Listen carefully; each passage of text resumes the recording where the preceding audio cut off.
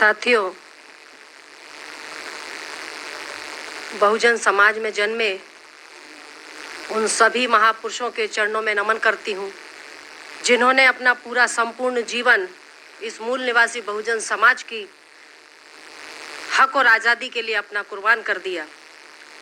सम्मान का प्रतीक मंच और मंच पर बैठे हुए हमारे बुद्धिजीवी वर्ग के सभी अतिथि वक्तागण, सभागार में बैठे मेरे मूल निवासी बहुजन समाज के भाइयों और बहनों, आप सभी को मेरा जय भीम, जय भारत, जय मूल निवासी। साथियों, चौधरी सर के अनुसार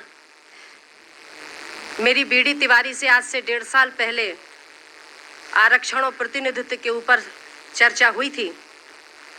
उस चर्चा के संदर्भ में मेरी उनसे क्लियरिटी बात नहीं हुई थी, लेकिन मैं चौधरी सर से इजाज़त चाहती हूँ कि जो कौम अपना इतिहास नहीं जानती वो कभी अपने भविष्य का निर्माण नहीं कर सकती।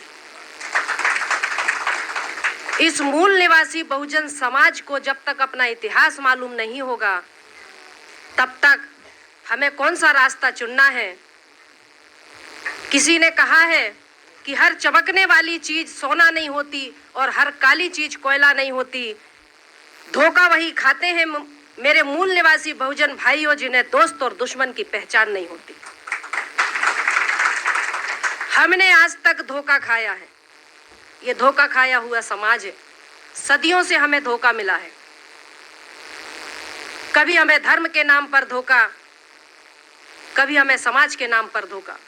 क्योंकि वर्तमान परिस्थितियां जो हैं वो स्पष्ट है कि आज की तारीख में अगर इस देश का कोई गुरु है, समाज का गुरु ब्राह्मण है, इतिहास लिखने वाला ब्राह्मण है, शिक्षा का गुरु ब्राह्मण है, धर्म का गुरु ब्राह्मण है और राजनीति का गुरु भी ब्राह्मण है। आज इन लोगों ने सामाजिक, आर्थिक, शैक्षणिक, राजनीतिक और धार्मिक क्षेत्रों में कब्जा करके इस मूल निवासी बहुजन समाज को अधिकार वंचित कर दिया।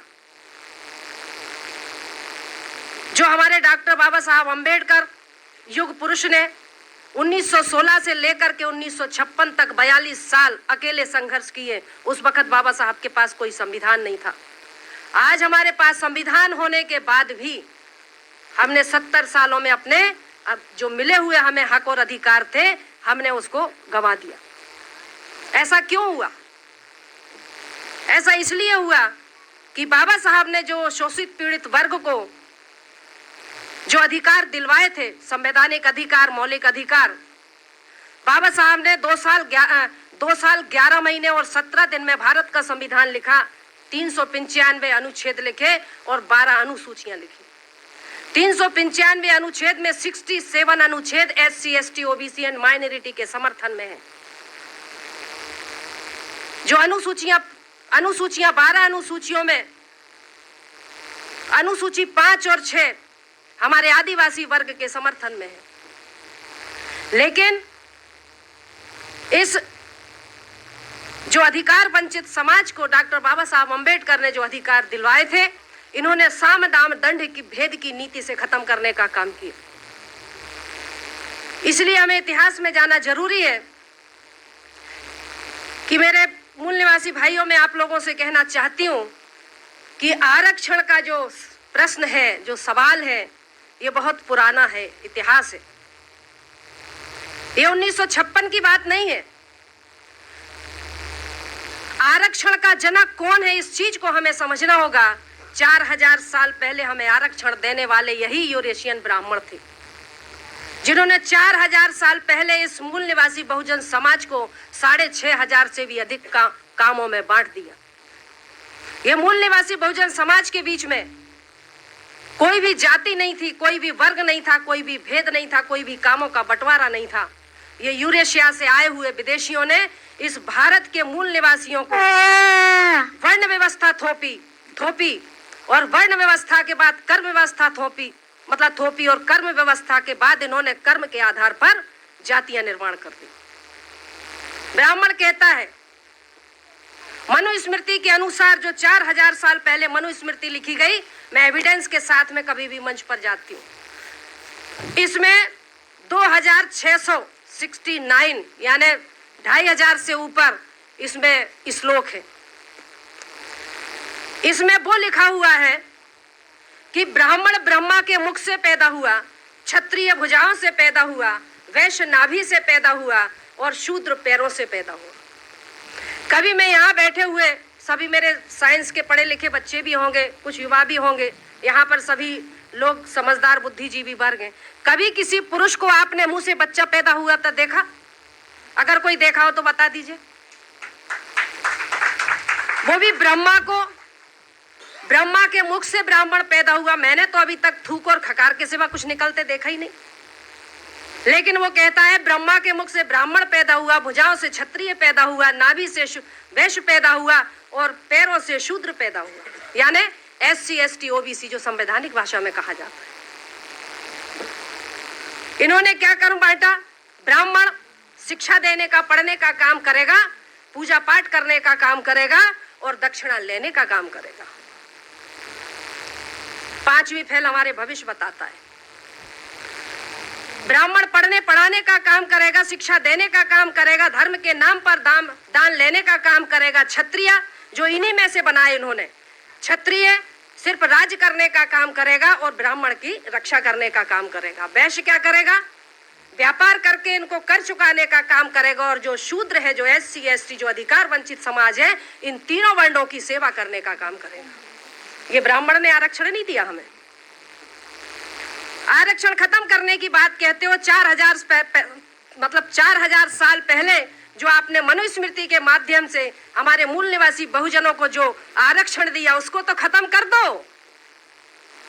उसको खत्म करने की बात नहीं करेंगे। 1956 में जो बाबा साहब ने अनुसूची 15(4)(16)(4) में जो शिक्षा का, समानता का जो हमें अधिकार दिया, उसको छीनने की बात करते हैं।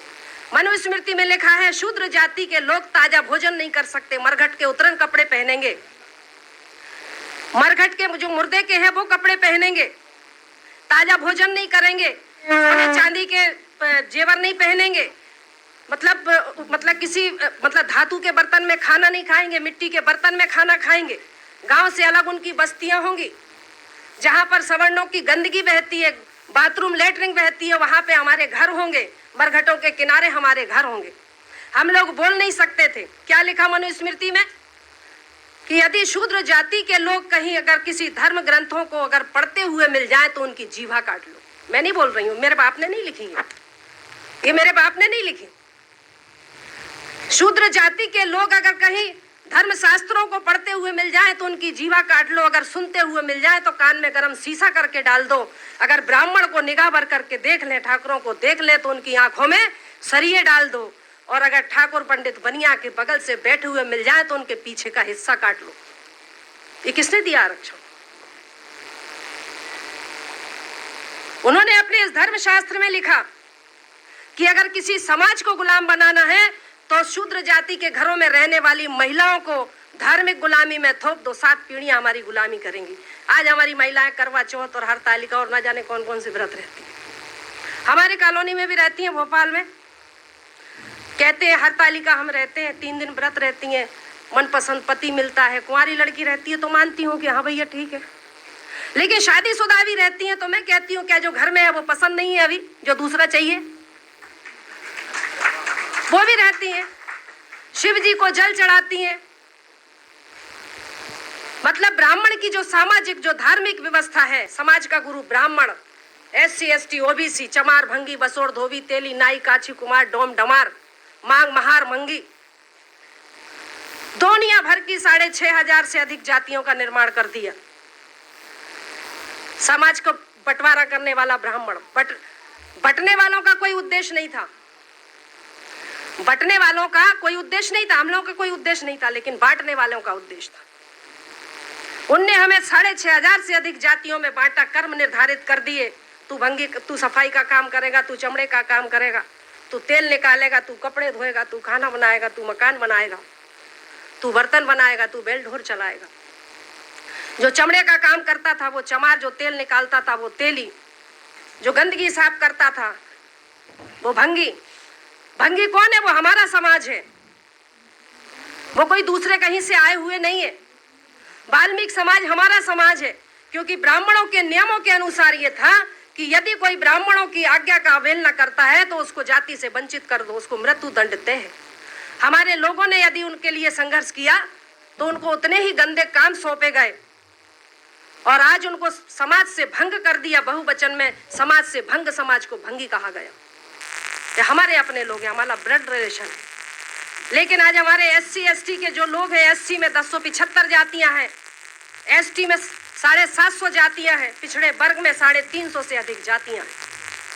जिन्होंने ज्यादा संघर्ष करा, इनका मुकाबला किया, इनसे डरे नहीं, उनको उतने ही गंदे पैसे सौंपे गए जो अनुसूचित जाति, संवैधानिक भाषा अनुसूचित जाति के नाम से जाने गए। जिन्होंने ब्राह्मणों की गुलामी स्वीकार नहीं करी हमारे ही लोग, और जो जंगलों की तरफ भाग गए वो आदिवासी कहलाए। और जिन्होंने ब्राह्मणों की जी हजूरी करी, गुलामी स्वीकार करी और उन्होंने कहा तुम जो करोगे हम करेंगे, वो पिछड़े वर्ग के लोग कहलाए। आज सबसे ज्यादा अगर देश में गुलाम है और अगर शूद्र जिसको नाम दिया है तो कौन है? वो पिछड़ा वर्ग का लोग है। आज पिछड़े वर्ग के पीछे दुश्मन छिपा हुआ है। आज पिछड़े वर्ग के माध्यम से हमारे ऊपर अन्याय अत्याचार होता है, जबकि वो हमारा बड़ा भाई है। वो नहीं जानता कि ये SC और ST के लोग मेरे छोटे भाई हैं और मैं किन के कहने में ये अन्याय अत्याचार कर रहा हूं। जिन्होंने ब्राह्मणों की गुलामी से, उनके अन्याय और अत्याचारों से तंग होकर जो माइनॉरिटी के लोग कहलाए, जैसे मुस्लिम है, सिख है, बुद्धिस्ट है, ईसाई है, जैन है, ये हमारे लोग हैं, धर्म परिवर्तित लोग। ये मूल निवासी Bahujan Samaj 50% SC ST OBC and minority, ये हमारे वर्ग के लोग हैं। और आज जो हमारे वर्ग के लोग हैं यही अधिकार वंचित लोग हैं। आज इन अधिकार वंचित लोगों के हक और अधिकारों को खत्म करने के लिए अभी कुछ देर पहले राष्ट्रपति जी का जिक्र हो रहा था। रामनाथ कोविंद जी, बहुत सारे लोग मैंने पेपर में देखा रामनाथ कोविंद जी का स्वागत करने के लिए दिल्ली तक पहुंचे। साथियों, मैंने पहले कहा कि जो कौम अपना इतिहास नहीं जानती वो अपने भविष्य का निर्माण नहीं करती। रामनाथ कोविंद है कौन, ये हमें समझना होगा। रामनाथ कोविंद वही है जब डॉक्टर बाबा साहब अम्बेडकर भंडारा से चुनाव लड़ने के लिए खड़े हो गए थे और चुनाव हार गए थे। तब जगजीवन राम की बेटी जो मीरा कुमार है उसको भी राष्ट्रपति पद के लिए खड़ा किया गया था।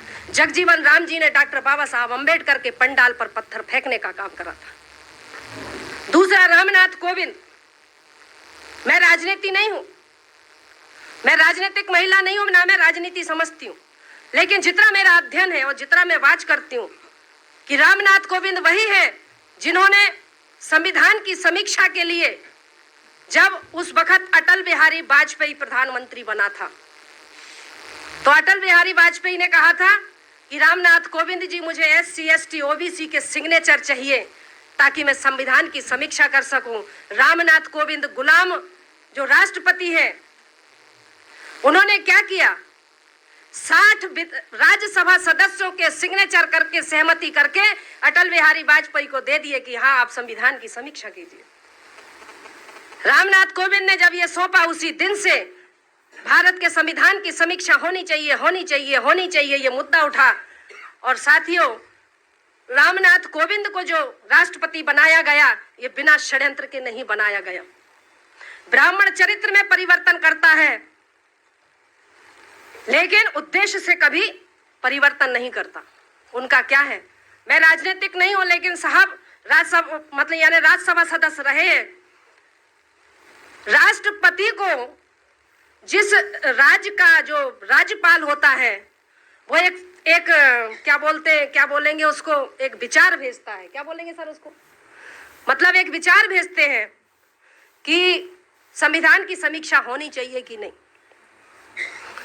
राज्यपाल के द्वारा राष्ट्रपति को यह विधेयक पहुंचाया जाता है और राष्ट्रपति उस पर अपनी सहमति देता है कि हाँ संविधान में बदलाव होना चाहिए, समीक्षा होनी चाहिए। रामनाथ कोविंद को अनायास ही कोई दलित को मतलब राष्ट्रपति बनाना कोई ऐसे नहीं बनाया है, योजनाबद्ध तरीके से हुआ है। तो साथियों, इस तरह से जो हमारे हक और अधिकारों को छीनने का काम जो इन लोगों ने किया, वो कोई ऐसी बात नहीं है कि ऐसे ही कर दिया हो, क्योंकि आज हम देख रहे हैं कि लगे हैं लहू के रंग जिनकी गिरेवा पर, लगे हैं लहू के रंग जिनकी गिरेवा पर, वही आज स्वच्छता अभियान की बात करते हैं। हमारी बर्बादी गुजरात से शुरू हुई गांधी के समय पर, और आज भी बर्बादी जो शुरू हुई है वो गुजरात से ही हुई है।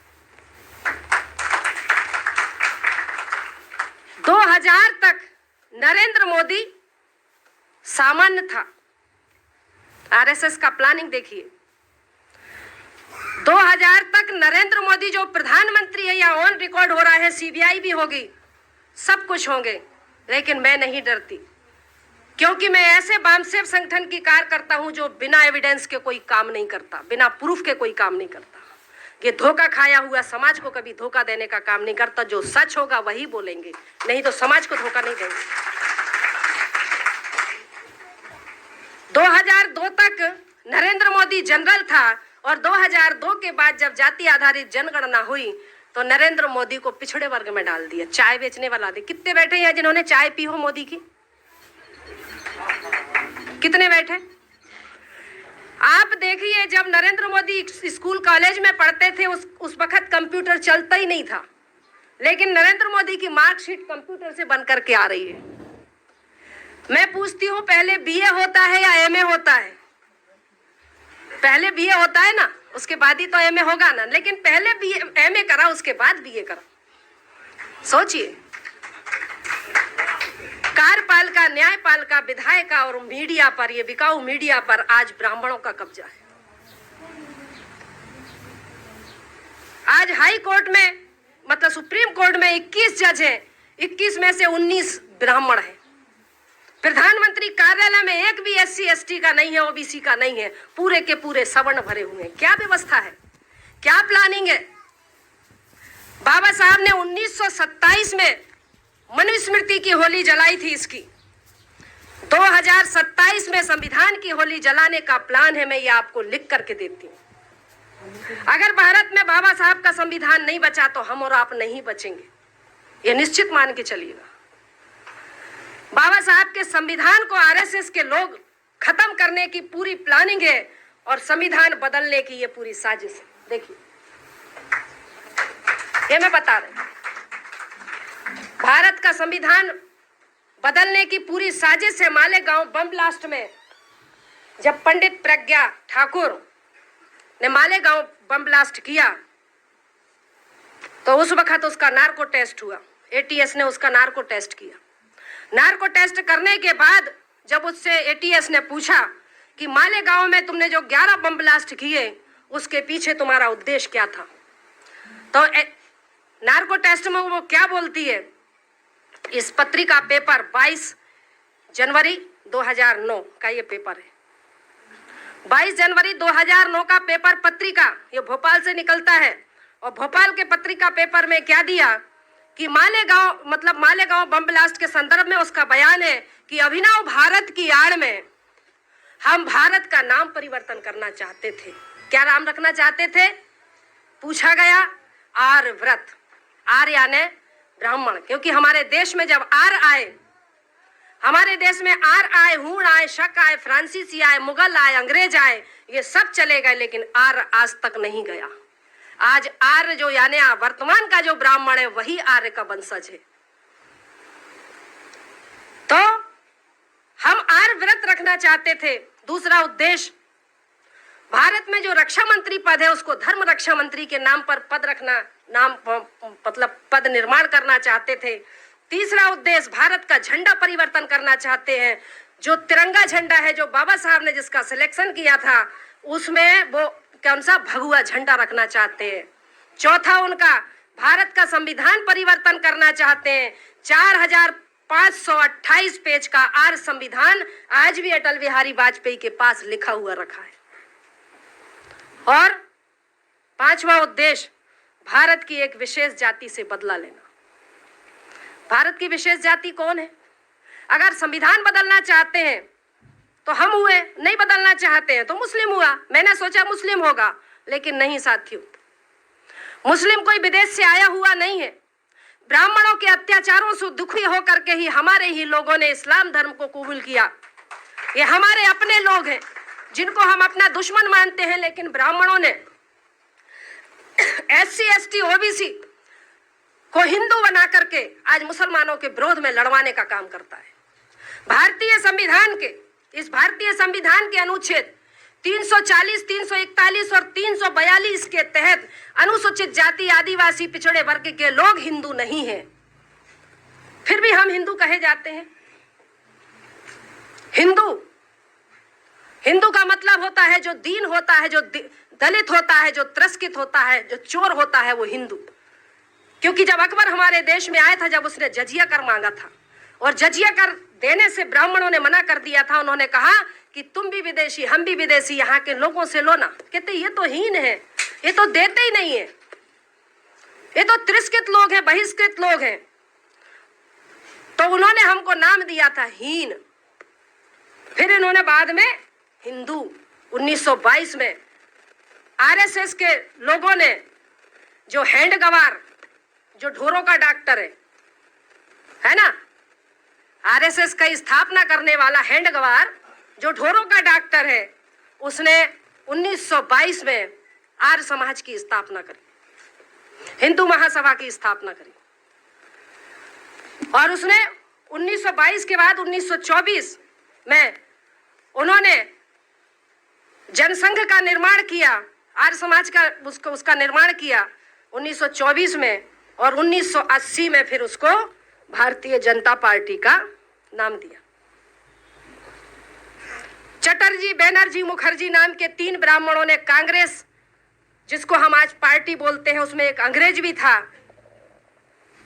1885 में चटर्जी, बैनर्जी, मुखर्जी नाम के 3 ब्राह्मणों ने एक मनोरंजन क्लब बनाया।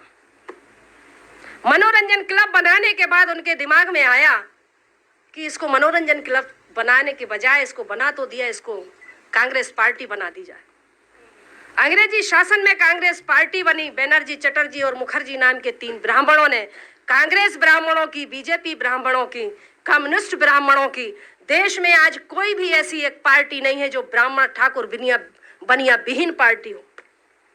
आज एक तरफ मूल निवासी बहुजन समाज के 85% लोग हैं, दूसरी तरफ जो है वो लोग हैं जिनमें ब्राह्मण ठाकुर बनिया है। लड़ाई हमारी किससे है? किससे लड़ रहे हम? किससे लड़ रहे? क्योंकि मूल निवासी बनाम विदेशी, मूल निवासी बनाम विदेशी। आज कोई भी पार्टी ऐसी नहीं है जिसमें ब्राह्मण ठाकुर बनिया ना हो, इसीलिए हमारे अधिकारों को आज छीना जा रहा है। जब जब हमारे सेनापतियों का नेतृत्व भर करके आता है, तब तब हमारे सेनापतियों का शिकार होता है।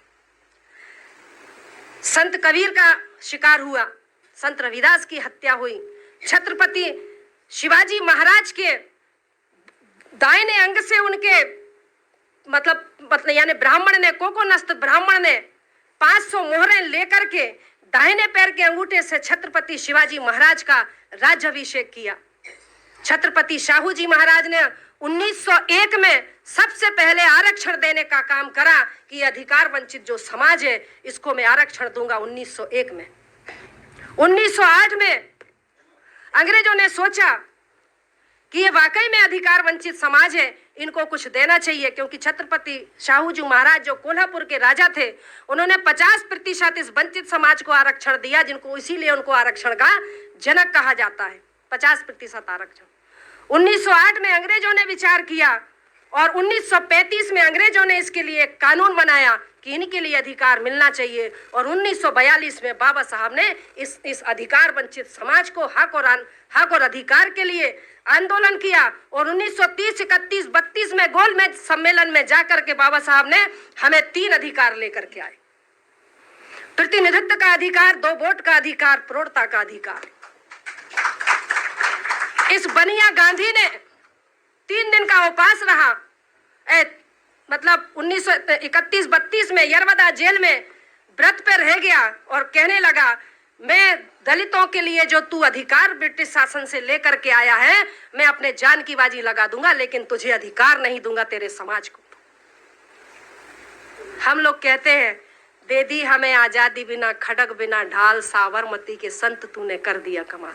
आज हरिजन कहने वाला यही गांधी है। बाबा साहब ने कभी गांधी को मिस्टर गांधी कहते थे, गांधी जी कभी नहीं कहा। और किसी के लिए मैं सम्मान पूर्वक तरीके से बोलूं, जिसने मेरे समाज का सत्यानाश किया, मैं उसको सम्मान दूं, यह किसी भी संविधान में नहीं लिखा, किसी भी संविधान में नहीं लिखा। जो मेरे समाज की हक और अधिकारों के और उनके अधिकारों को उनको भिखारी बना करके छोड़ने वाले हैं, मैं उनको सम्मान दूं, ये जरूरी नहीं है। भारतीय संविधान के अनुच्छेद 19 के तहत मुझे मेरे समाज के बीच में अपने हक और अधिकार की बात रखने का, अपने समाज को अपने समाज को जागृत करने का अधिकार है। इसलिए आज मैं इस मंच के माध्यम से बोल रही हूं। भारतीय संविधान के अनुच्छेद 52 के अनुसार अगर कोई राजनीतिक दल या कोई भी राजनीतिक दल या कोई भी सामाजिक दल अगर हमारे मूल निवासी बहुजन समाज को अधिकार वंचित करने का काम करता है या किसी समाज को करता है, तो हम सामाजिक समूह बना करके अनुच्छेद 52 के अनुसार हम अपने समाज को जागृत करने का एक संगठन बना करके जागृत करने का काम कर सकते हैं। ये हमारा राइट है। किसी के बाप ने नहीं दिया हमको ये अधिकार, ये बाबा साहब ने दिया। भारतीय संविधान के और अनुच्छेद 15(4) के अनुसार हमें समानता का अधिकार दिया, कुएं पर पानी पीने का अधिकार, नलकूप में जाने का अधिकार, कहीं पर भी जा सकते, होटलों में जा सकते, पार्कों में जा सकते। पहले हम नहीं जा सकते थे। हमारे पूर्वजों के गले में हंडी, कमर पे झाड़ू और कूले पे घंटा बंधा था कि शूद्र निकल रहा है।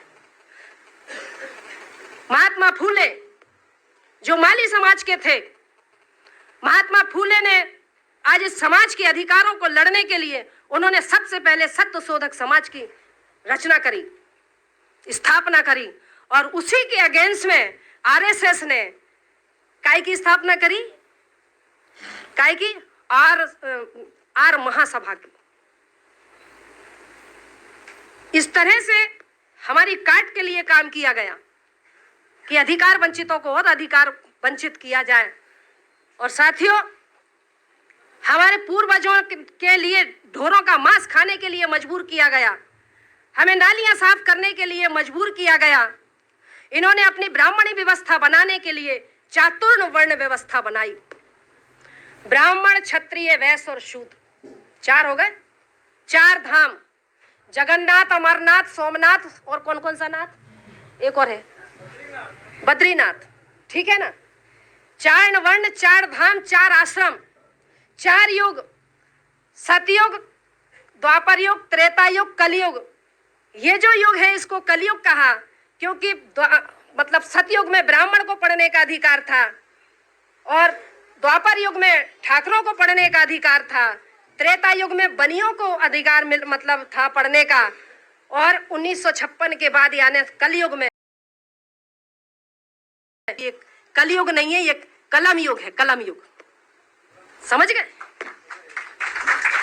ये कलम युग है और ये कलम के कसाईयों ने हमारे समाज को अधिकार वंचित किया। मेरे ऊपर 3 बार अटैक हो चुका है।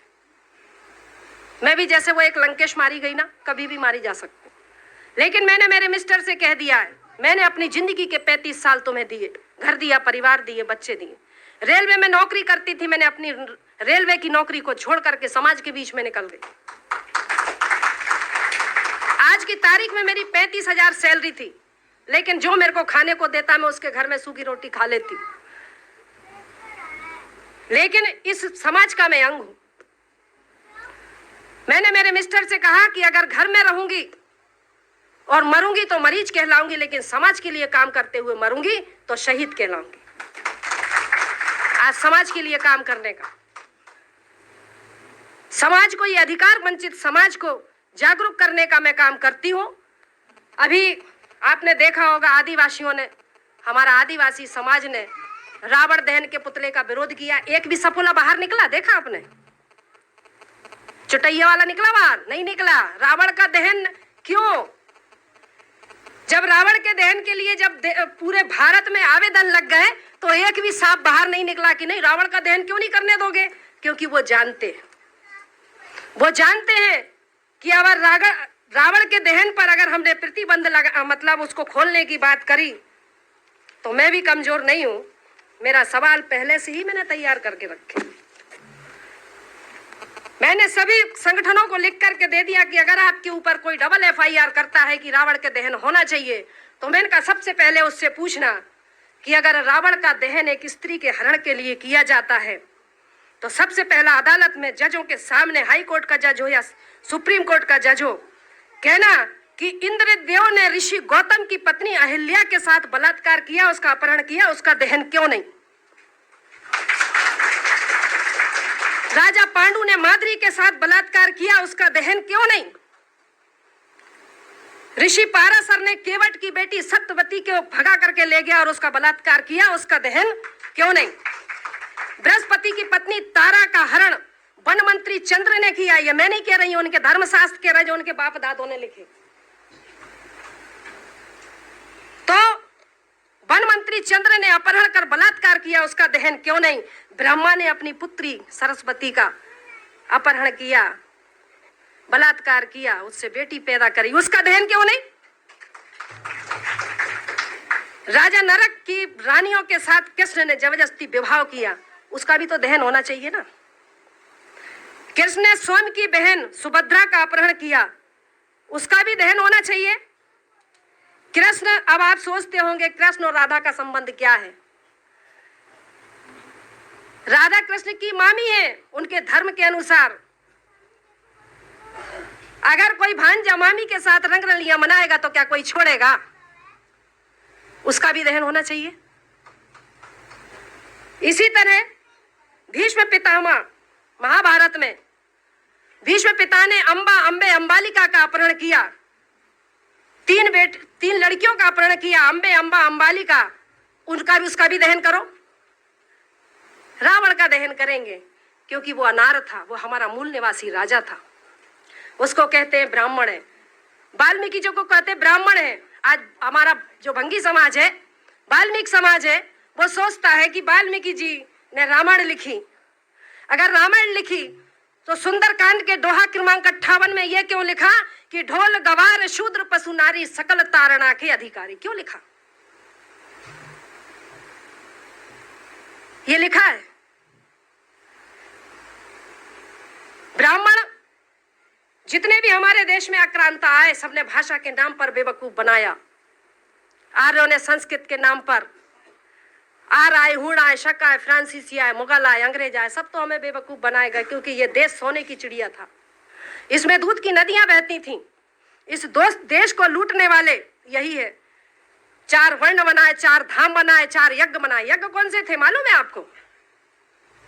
यज्ञों के नाम पर नर बलि दी जाती थी, यज्ञों के नाम पर पशु बलि दी जाती थी, यज्ञों के नाम पर गौ की बलि दी जाती थी। वो उन्होंने नर बलि, गौ बलि, अश्व बलि, राम ने किया ना अश्वमेघ यज्ञ, सुना है ना? अश्वमेघ यज्ञ, नर बलि, पशु बलि, अश्व बलि और कन्या बलि, ये बलियां दी जाती थी। बलि के नाम पर मांस भक्षण करना और सोमरस पीना। ऋग्वेद में ब्रह्मा कहता है, ऋग्वेद में ब्रह्मा कहता है, हे ब्रह्माणी, तुम मुझे गऊ का मांस इतना खिलाती हो कि मैं खा खा के सांड जैसा हो गया। ऋग्वेद में लिखा, मैंने नहीं लिखा ऋग्वेद, पढ़ लो। चैलेंज करना है तो पढ़ लो उठा करके। धर्मशास्त्रों को आस्था के नाम पर मत पढ़ो, परखने के नाम पर पढ़ो। अगर वाकई में समाज के शुभ चिंतक हो तो वैज्ञानिक तौर पर उसको समझना सीखो। हनुमान ने सूरज निगल लिया, 54 पे तो यहाँ आदमी मरने लगते हैं। 2.5 करोड़ डिग्री सेल्सियस उसका तापमान है, कैसे निगल लिया? सूर्य का जो व्यास है पृथ्वी से 13 लाख गुना बड़ा है, कैसे निगल लिया? कपोल कथाएं लिख लिख करके इस मासूम, बेबस, मजबूर समाज को गुमराह करने का काम किया। साथियों, समय की पर्ची आ गई है, लेकिन मैं आरक्षण का इतिहास इसलिए बताया कि आरक्षण खत्म करना है तो जो 4000 पहले आपने इन समार भंगी बसोड़ धोबी तेली नाई बनाया, क्योंकि 1932 में जब गोलमेज सम्मेलन हुआ वहां पर आरक्षण का आधार तय किया गया था। वो आरक्षण का आधार था कि जो सामाजिक शैक्षणिक रूप से जो पिछड़ा हुआ वर्ग है, ये जब तक समानता में नहीं आ जाता तब तक देश में से आरक्षण खत्म नहीं हो सकता। राजनीतिक आरक्षण 10 साल के लिए था और राजनीतिक आरक्षण अनुच्छेद 340 के तहत जो दिया था कि राजनीतिक आरक्षण 10 साल के लिए है, वो ऐसा कि यदि मान लो ये समाज जो है अपने देश का मतलब अपने लोगों का, जो अपने लोग हैं जिस समाज का है, चाहे वो एससी का हो, चाहे वो एसटी का हो या ओबीसी का हो, इसको जैसे बाबा साहब ने 2 वोट का अधिकार दिया था ना, इसी तरह उन्होंने गांधी ने छीना। तो यह जो मतलब राजनीतिक आरक्षण था ये 10 साल के लिए था कि जाकर के तुम जाकर के संसद में अपने समाज के लोगों की लड़ाई लड़ना। अगर तुम्हें समाज पसंद करेगी तो 5 साल के लिए, फिर तुम्हें टिकट देगा तो 10 साल के लिए था। और 10 साल के बाद अगर तुम सही काम करते हो तो तुम्हें मौका दिया जाएगा, नहीं तो तुम्हारा छोटा भाई जाएगा और वो तुम्हारी लड़ाई लड़ेगा। आज राजनीतिक आरक्षण को हमारे जो लोग हैं, बीडी तिवारी जो ब्राह्मण जाति से है, उसने 10 साल का जो आरक्षण है वो प्रतिनिधित्व में जोड़ दिया, यानी सामाजिक आरक्षण में जोड़ दिया। और इस तरह से आज हमारे लोग डर गए कि ये कांग्रेस और बीजेपी की बदौलत आज हमारा आरक्षण जिंदा है। पहले संविधान को पढ़ तो लो। हमारे घरों में रामायण मिलेगी, गीता मिलेगी, महाभारत मिलेगी, वेद मिलेगा, पुराण मिलेगा, ब्रह्मोत्तर पुराण मिलेगा, वायु पुराण, अग्नि पुराण, मत्स्य पुराण, सब पुराण मिलेंगे। लेकिन अगर नहीं मिलेगा तो संविधान। मैं यहाँ बैठे हुए लोगों से पूछना चाहती हूँ, अपने अपने हाथ ऊपर करके बोलो कि किस किस के घर में संविधान है। 10% भी नहीं है।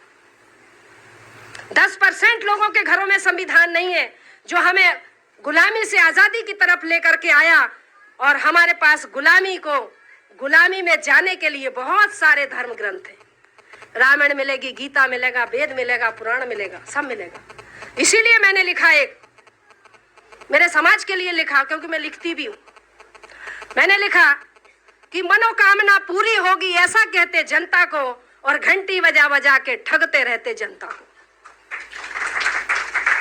22 वेद पुराण भारत में कहां से आए, क्या ऊपर से आसमान ने टपकाए? नहीं गिरे वेद पुराण अमेरिका रूस जापान में। समझने वाली बात है। नहीं गिरे वेद पुराण अमेरिका रूस जापान में, और वेद पुराण टपके भारत में तो एंटीना वालों के मकान में। उसका ऊपर से कांटेक्ट है कि वेद पुराण टपके भारत में तो एंटीना वालों के मकान में, कि वीरों के वीर हनुमान यहाँ फिर स्वर्ण पदक के लाले क्यों, और धन की देवी लक्ष्मी यहाँ फिर भूखी नंगी जनता क्यों, और ज्ञान की देवी सरस्वती यहाँ फिर अनपढ़ जाहिल जनता क्यों। इन मनुवादियों ने देश के मूल निवासियों को भरमाया है। अब तो समझ जाओ कि हमारी अक्ल पर पड़ गया ताला है। इन पत्थरों की मूर्तों से सर टकराते टकराते मर जाओगे, पर है मेरे मूल निवासी भाइयों, कभी समस्याओं से निजात नहीं पाओगे। इसलिए बुद्धि की शरण में आओ, देखो समाज को पढ़ो, नजदीक जाओ, दूर से मत पढ़ो कि हम टीवी पे देख रहे हैं। हाँ, जाओ ग्रामीण क्षेत्रों में जाओ। इसी समाज की बदौलत हमें प्रतिनिधित्व का अधिकार मिला। तुम्हारी योग्यता की वजह से नहीं मिला कि तुमने एमएससी कर लिया, बीएससी कर लिया, एमए कर लिया, बीए कर लिया। जब जाति आधारित की सूची बनी, अनुसूचित जाति कोई जाति नहीं है, एक अनुक्रमांकिका है। सूचीबद्ध किया गया था 1 नंबर, 2 नंबर, 3 नंबर, 4 नंबर। इन मनुवादियों ने अनुसूचीबद्ध लोगों को अनुसूचित जाति का कह दिया, और आज हमारे पढ़े लिखे बच्चों को जाति प्रमाण पत्र देने का काम करते हैं। क्या लिखा है? जाति प्रमाण पत्र। यहाँ पर हाई कोर्ट के जज साहब बैठे। क्या वो भारत में जो जाति प्रमाण पत्र बन रहे हैं, क्या वो संवैधानिक है? नहीं है। बाबा साहब ने जाति का उल्लेख संविधान में नहीं है, धर्म का उल्लेख नहीं है। बाबा साहब ने सिर्फ वर्ग का उल्लेख किया। इन ब्राह्मणवादी व्यवस्था के लोगों ने हमारे लोगों को जाति प्रमाण पत्र देने का काम किया। प्रमाणित किया जाता है कि फला फला बल्द फलाना ये इस जाति से है और इसका धर्म हिंदू है, जबकि जाति का उल्लेख नहीं है। अगर लिखना है तो वर्ग लिखना चाहिए, क्योंकि जातियां 1075 को चिन्हित सूचीबद्ध किया गया था। एससी वर्ग का चमार, भंगी, बसोर, धोबी, तेली, मतलब धोबी, बसोर, हम सब एक ही तो हैं।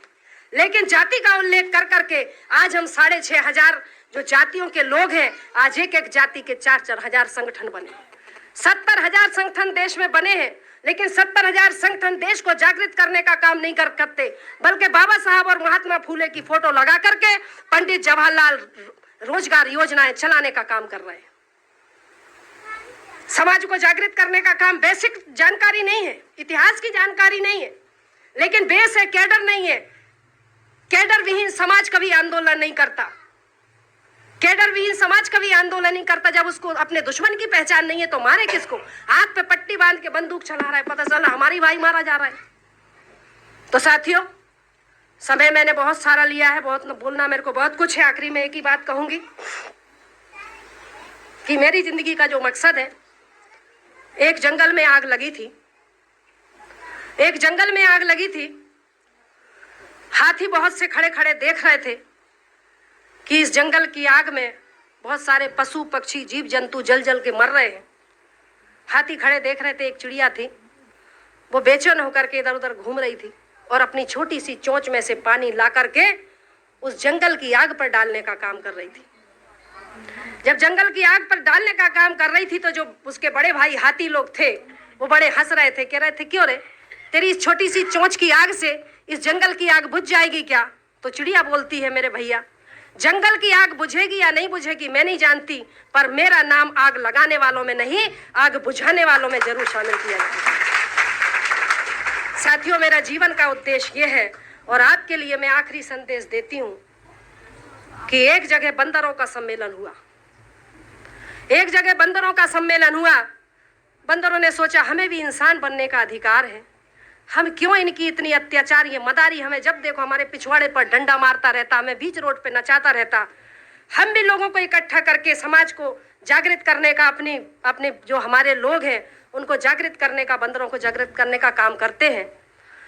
और जागृत करते करते उन्होंने एक सम्मेलन आयोजित किया, बहुत सारे बंदरों को बुलाया, बहुत सारे बंदर आए। कुछ लोग कहते फालतू का काम है, ये सम्मेलन करने से क्या होगा, क्या हमारा भला हो जाएगा? कुछ लोग बैठे रहे, कुछ लोग सुन करके चले गए, कुछ उसका बहिष्कार करके चले गए, कुछ आए कुछ नहीं आए। कुछ समय बाद जो सम्मेलन में शामिल थे उन लोगों को उन्होंने, उस बंदरों ने देखा जो उठकर चले गए थे, उनकी पीढ़ियां थीं, वो देख रहे हैं कि वो उनकी पीढ़ी के जो उठ के चले गए थे उसके जो परिवार के बंदर बंदरिया थे उसको एक मदारी फिर से डमरू लेकर के लकड़ी गले में बांध करके और उस बंदर बंदरिया के पिछवाड़े पर लात पीछे से मारने का काम कर रहा था। वो बंदरिया नाचती थी, वो बंदर नाचता था और आंसू बहाने का काम करता था। मैं आप लोगों से पूछना चाहती हूँ, वो रो रही थी और वो बुदबुदा भी रहे थे, वो और रो के बुदबुदा रहे थे और कुछ कुछ बोल रहे थे। मैं आप लोगों से पूछना चाहती हूँ, वो बंदर बंदरिया ऐसा लग रहा था कि वो किसी को गाली दे रहे थे। वो किसको गाली दे रहे थे? मेरा सवाल है आप लोगों के बीच में, किसको गाली दे रहे थे? हाँ, अपने पूर्वजों को। कि उस दिन जो सम्मेलन हो रहा था, अगर उस सम्मेलन में हम सहभागी हो जाते तो आज हम बंदर बंदरिया बन के नाचते नहीं, बल्कि हम भी इंसानों की श्रेणी में होते। मेरे साथियों, ये आंदोलन है, ये समाज को जागृत करने का आंदोलन है। इस आंदोलन से जुड़े और अपने समाज को, जो सामाजिक आंदोलन, जो समाज की लड़ाई लड़ रहे हैं, उनके साथ में उठ करके खड़े हो जाइए। ऐसी में आपसे मेरी गुजारिश है। मैंने अनुशासनहीनता भंग करी है, उसके लिए मैं आप सभी से क्षमा चाहती हूँ, आयोजकों से भी क्षमा चाहती हूँ कि मैं जब तक मेरी बात पूरी नहीं होती, मैंने साहब से 3 घंटा मांगा था, सर ने मुझे आधा घंटा दिया, पर मैं आगे से जब भी मुझे बुलाया जाए तो कम से कम मुझे 3 घंटे बोलने के लिए, मेरे समाज को जागृत करने के लिए दी जाए। ऐसी मैं यहाँ से विनती करती हूँ। आप सभी ने मेरी बात को ध्यान से सुना, समझा और हाई कोर्ट के जज साहब को ईवीएम के विषय में मैं बताना चाहती हूँ। सुप्रीम कोर्ट, ये हाई कोर्ट का डिसीजन 8 अक्टूबर 2013 को सुप्रीम कोर्ट का जो डिसीजन है, वो आदेश होता है कि ईवीएम विदाउट पेपर ट्रेल चुनाव ना करवाए जाए। 2014 में जो भारत निर्वाचन आयोग है उसने नाजायज तरीके से चुनाव करके नाजायज सरकार केंद्र में बिठाई। अगर चुनाव नाजायज है तो प्रधानमंत्री जायज कैसे हो सकता है? वो भी नाजायज है। अगर वो नाजायज है तो ये सरकार नाजायज है और ये नाजायज लोग आज हमारे समाज को अधिकार वंचित करने का काम कर रहे हैं। मैं इसकी फोटो कॉपी करा के अपने जज साहब को दूंगी ताकि इसके ऊपर कार्रवाई करे। बाल सुब्रमण्यम स्वामी, प्रकाश करात, अटल बिहारी वाजपेयी और बहुत सारे 10-12 नेताओं ने मतलब हाई कोर्ट में अपील करी थी 2009 में, 2011 में, 2013 को डिसीजन आया, फिर भी इन्होंने नाजायज तरीके से 2014 को चुनाव लड़वाया और नाजायज सरकार पूरे देश में बनाई। ऐसी नाजायज सरकार को उखाड़ के फेंकने का काम हमारा और आपका है। धन्यवाद। बहुत बहुत धन्यवाद।